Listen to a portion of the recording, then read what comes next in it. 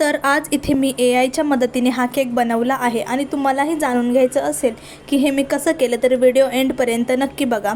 तर आज मला इथे 2 किलो चॉकलेट केकची ऑर्डर आली होती आणि हा केक मला एका स्कूलमधून आला होता। बट कस्टमरकडे ह्या केकचा रेफरन्स फोटो पण नव्हता। त्यांनी फक्त मला सांगितलं की त्यांना कसा केक पाहिजे आहे। त्यांनी इमॅजिनेशन करून मला सांगितलं, मला समजलं त्यांना कसा केक पाहिजे, बट मला तशा केकचे फोटो कुठेच भेटले नाही। सो मी इथे एक ट्रिक यूज केली, तीच मी तुम्हाला इथे सांगणार आहे। तर मी इथे AIचा यूज केला आहे। तो मी कसा केला ते मी इथे सांगते।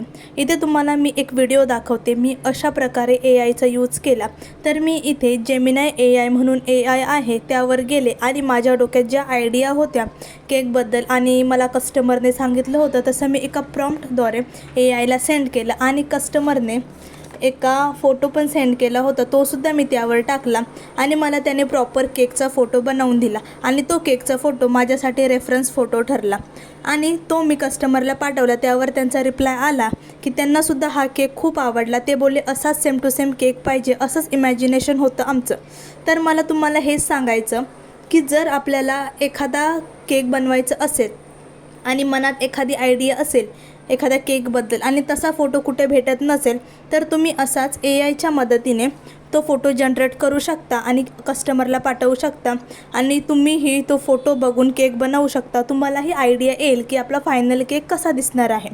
तुम्हाला ज्या काही आयडिया असतील त्या AIला प्रॉपर प्रॉम्प्टद्वारे सांगा, म्हणजे तुम्हाला ॲक्च्युली केकमध्ये काय पाहिजे। फॉर एक्झाम्पल तुम्हाला राईट साईडला फॉक्सबॉल पाहिजे, लेफ्ट साईडला रोजेस पाहिजे, किंवा तुम्ही गुगलवरून वेगवेगळे फोटो घेऊन ते ॲड करू शकता आणि सांगू शकता मला हे फोटो एक रिअल गोष्ट म्हणून तिथे ॲड करायचे। सो अशा प्रकारे तुम्ही काहीही त्याला सांगू शकता आणि तुमचं इमॅजिनेशन एका केकमध्ये बदलू शकता।